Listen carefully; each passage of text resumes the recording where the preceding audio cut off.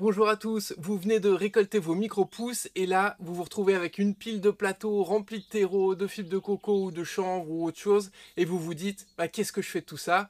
Est-ce que je le balance? Est-ce que je le composte? Est-ce que je peux le réutiliser? Eh bien dans cette vidéo on va voir ensemble quoi faire avec vos substrats usagés pour éviter que ça devienne tout simplement un problème. Je vous partage mes solutions et ce sera différent forcément que vous soyez en campagne ou en ville, mais le tout pour une gestion la plus simple possible, la plus écologique et durable possible aussi pour votre production de micro-pousses. Salut, je m'appelle Dimitri, je suis producteur de micro-pousses depuis plus de 5 ans dans l'entreprise John Pousse et j'espère t'aider toi aussi à te lancer.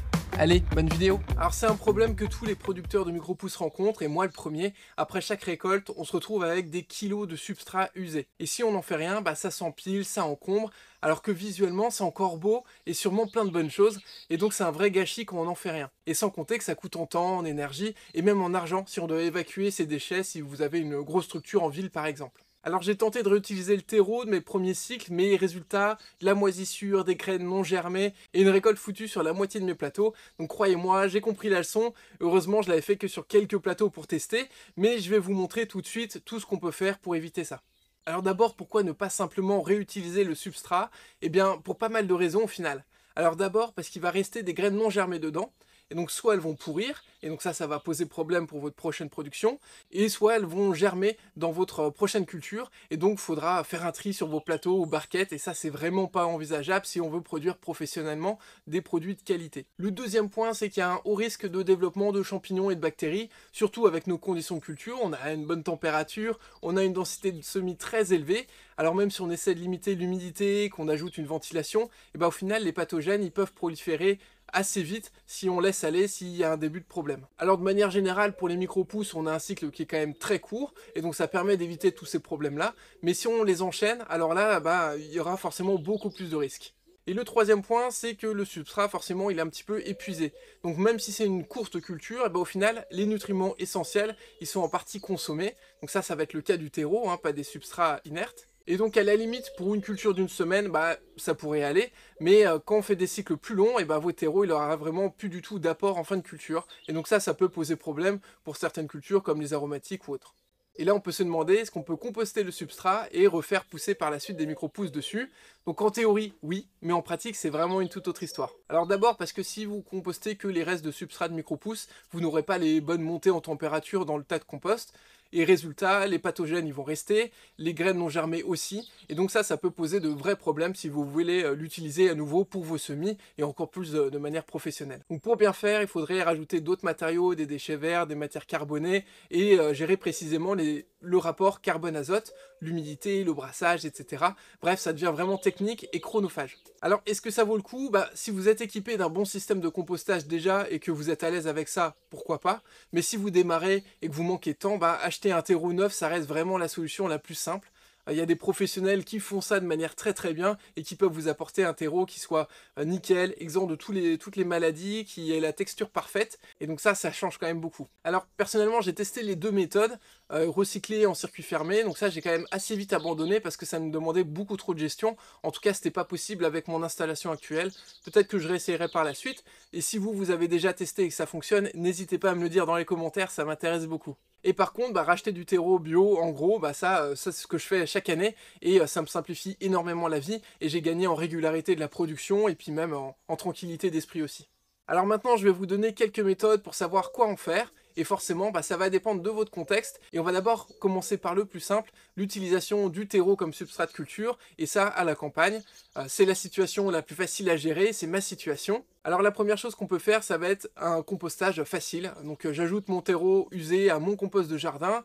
Ça se décompose assez vite et puis ça enrichit le sol. Donc ça, c'est super. Ensuite, on peut faire du lombricompostage. Donc ça, c'est une super option si vous voulez accélérer le processus. Les vers de compost, ils vont décomposer le substrat encore plus rapidement et vous allez pouvoir récupérer un humus hyper riche.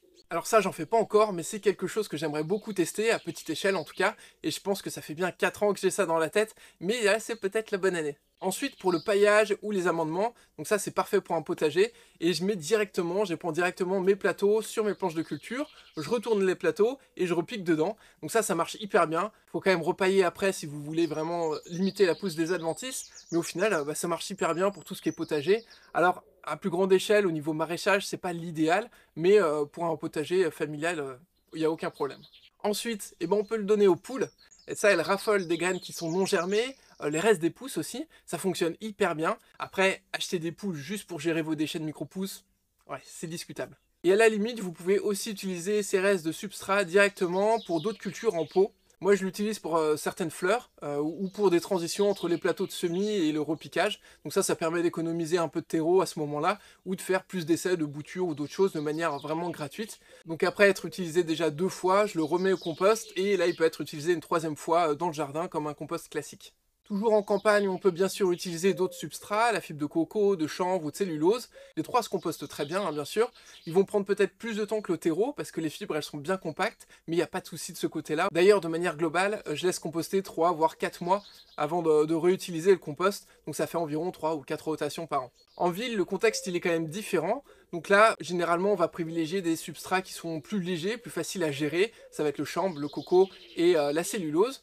Ça va être plus facile à stocker et on pourra même le composter sur un balcon ou dans un lombricomposteur, suivant la quantité que vous faites. Il y a bien sûr le compostage collectif, donc là vous pouvez rejoindre une résidence équipée d'un composteur partagé ou d'une association locale. Il y en a de plus en plus, en tout cas dans les grandes villes, donc ça c'est pas mal. Et sinon la solution qui permet de pallier à tout ça, ça va être d'utiliser des barquettes vivantes et donc de laisser la gestion à vos clients. Donc vendre des micro-pousses en barquettes vivantes, c'est hyper simple. Vous n'avez plus à gérer la fin de cycle. J'ai d'ailleurs fait une vidéo sur le sujet pour faire son choix entre la vente de micro-pousses récoltées et donc les cultiver dans des grands plateaux ou les vendre en petites barquettes vivantes. Il y a des petits bémols quand même par rapport à ça. D'abord, les clients pros, ils n'auront pas tout le temps de gérer ça, donc on déplace un peu le problème. Donc si vous êtes dans une démarche écologique globale, pensez à ce qu'ils peuvent en faire de leur côté. Généralement, des particuliers n'auront pas trop de mal à mettre les restes dans leur jardin ou même jardinière. Pour les pros, les quantités elles sont plus importantes et ils n'auront pas le temps comme je viens de le dire. Donc certains auront des gros composteurs, ça se gère très bien, mais pour les autres, vous pouvez leur proposer de les récupérer et de les gérer vous-même de votre côté. Et dans ce cas-là, peut-être partir sur du matériel plus robuste, réutilisable et donc consigné, mais ça c'est à vous de voir. On va passer à la 3e section de cette vidéo, les erreurs fréquentes liées à cette réutilisation. La première, ça va être de tout garder en pensant composter plus tard, de garder vraiment tous vos restes de culture. Et au bout de 3 récoltes, vous croulez sous les plateaux pleins. Donc ça fera beaucoup de travail d'un coup. Et en plus, les laisser en vrac encore pleins, ça va faire proliférer les champignons, les bactéries dans vos bacs de culture et ça peut vraiment poser problème si vous les nettoyez pas très bien derrière. On reparlera du nettoyage tout à l'heure. Et en plus, les racines, elles vont être plus dures à décoller des bacs dans le nettoyage, donc tout ça va prendre beaucoup plus de temps, ce sera pas très marrant. Et donc nettoyer les bacs dès le lendemain de vos récoltes, ça c'est vraiment le mieux. La deuxième erreur que je vois souvent, c'est de choisir un substrat qui est inadapté à votre mode de production. Par exemple, d'avoir une grosse production et d'utiliser du terreau en appartement. Ça va être hyper galère à stocker, ça va être galère à composter, et en plus, ça ajoute une difficulté qui est d'en mettre partout quand vous allez travailler. Donc ça va être plus compliqué à nettoyer, etc., etc. Donc il faut vraiment penser à votre filière de fin de cycle dès le choix de votre substrat, ça c'est hyper important. Et en plus de penser à ce que vos clients préfèrent aussi, si ça va être des substrats inertes pour des restaurateurs ou autres, etc.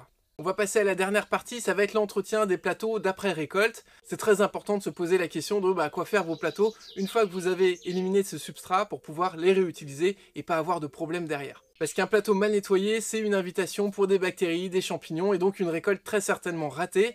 Et puis même de manière générale, on ne va pas respecter les normes sanitaires qui vont nous permettre de travailler professionnellement et d'avoir un produit au final de qualité. Alors il y a 4 étapes simples pour un nettoyage efficace. D'abord, enlever les débris à sec avec une brosse à poil dur, c'est le mieux. Ensuite, de laver à l'eau savonneuse, de bien rincer. Et ensuite, de désinfecter. Donc là, il y a plusieurs produits possibles. Mais généralement, on utilise du peroxyde d'hydrogène. Parce que c'est utilisable en bio, c'est peu nocif et puis ça fonctionne très bien. Donc là, il faut laisser agir. Et ensuite, il faut rincer, sécher complètement avant le stockage. Et on peut enfin réutiliser notre matériel et avoir une belle production derrière. Donc en résumé, ce qu'il faut retenir, c'est de composter vos substrats usagés si possible, de choisir un substrat qui va être adapté à votre mode de vie, de production, et surtout de bien nettoyer vos plateaux après chaque récolte. Et donc le résultat, ça va être une production qui est propre, qui est écologique, et puis zéro prise de tête aussi. Dites-moi en commentaire ce que vous faites de votre substrat, si vous le compostez, le donnez aux poules, si vous le récupérez de vos clients. Partagez-moi vos idées, ça m'intéresse beaucoup. Et sinon, likez cette vidéo, abonnez-vous à la chaîne et activez la petite cloche pour ne pas rater les prochaines vidéos sur la culture des micro-pousses ou la création de votre micro-ferme. Merci à tous d'être allés jusqu'au bout et à très vite.